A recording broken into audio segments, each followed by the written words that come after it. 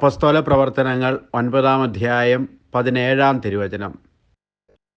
Ananias ചെന്ന് ആ ഭവനത്തിൽ പ്രവേശിച്ച് അവൻ്റെ മേൽ കൈകൾ വച്ചുകൊണ്ട് പറഞ്ഞു, സഹോദരനായ സാവുൾ, മാർഗമധ്യേ നിനക്ക് പ്രത്യക്ഷപ്പെട്ട കർത്താവായ യേശു നിനക്ക് വീണ്ടും കാഴ്ച ലഭിക്കുന്നതിനും നീ പരിശുദ്ധാത്മാവിനാൽ നിറയുന്നതിനും വേണ്ടി എന്നെ അയച്ചിരിക്കുന്നു. കാരുണ്യവാനായ കർത്താവേ, ഞങ്ങളുടെ ആത്മീയ അന്ധത നീക്കുവാൻ ആത്മാവ് നൽകുന്ന ദൈവീക പ്രകാശത്താൽ ഞങ്ങളുടെ കണ്ണുകൾ തുറന്നു തരണമേ. ആമേൻ. ദൈവം നിങ്ങളെ സമൃദ്ധമായി അനുഗ്രഹിക്കട്ടെ.